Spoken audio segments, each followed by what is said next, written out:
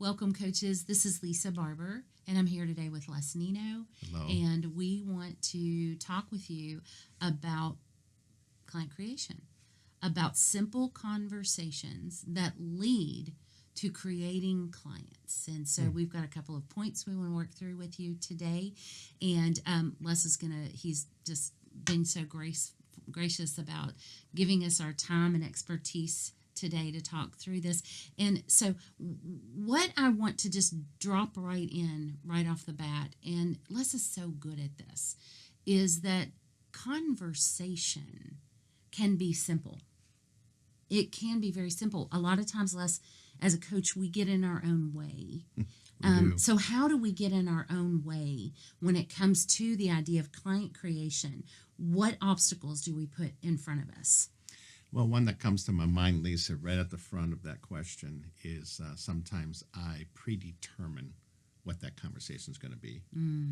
Ooh, I mean, that'll trip us up every time. Yeah. Well, I expected them to say this, or I expected them to react this way, and they didn't, and now I don't know what I'm going to do. Yeah. And so when I go in with predetermination on what it should sound like, or I have an idea of what should be said, I'm just setting myself up for failure and disappointment. The way you're describing that, it feels like I'm trying to force myself into a conversation that's not natural. That's exactly right. Because even if you have information, you can't go with any of that information because you have to learn fresh with them as you're having this fresh conversation. You have to learn brand new as they answer your questions. You might feel like you know what's going on, and then they start answering you and you realize I didn't have a clue. Or they go in a complete different direction because you give them the liberty to do that with your questions.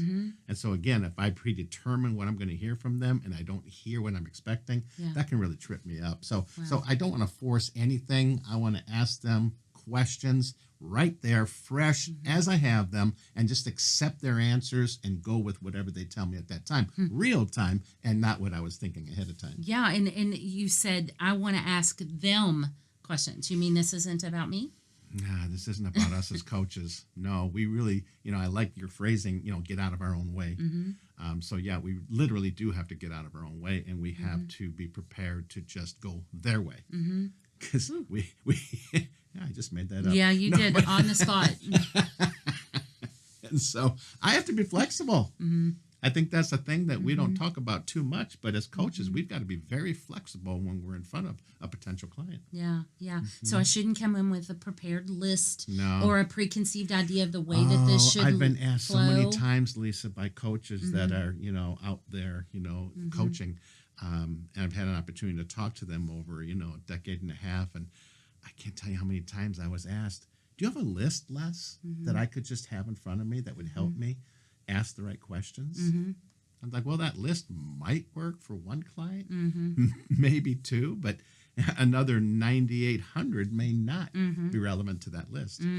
And so, yeah, there is no such thing as a generic list because the questions are driven off of what we learn as we engage with them. That's right, because now there may be common questions that we ask in each consultation or Are you married? Conversation. Yeah, Do you have kids? that's right. That there might be common questions, but not necessarily a pat list of questions. So what happens, though? Take me into this. I'm getting this feeling of somebody coming into a forced conversation that they themselves are really, the coach, are uncomfortable with. They try to force fit questions. How could that come across? Could it come across a little bit? Yeah, it really could come across salesy. And so I don't mind purchasing. Yeah. Right. Yeah. I don't like to. I don't mind buying. Yeah. But guess what? I don't like to be sold. There's a difference there. For instance, I could walk a used car lot. I don't know about you, but you probably took a lot of used car lots looking for that Jeep of yours. Yeah. But I was. We did. There were a lot of salesmen that we encountered for sure. But I love the process of looking at the different vehicles, and if they're locked, I'll peek through the window and I'll just kind of imagine myself in the seat. Sometimes they're open, and I'll sit in there and feel the wheel in my hand, and I love that. But then when that lost puppy dog starts following me, and I realize it's that salesman or that saleswoman, and they take all the fun out of it, for me. Yeah. Because all of a sudden they're going to be telling me about this vehicle here and it has Yeah. low miles and it just came, it's not going to last long, and they're trying to pressure me and, give me this, time constraints, and I better jump on it now. It's not, I don't like that, because now I'm being sold.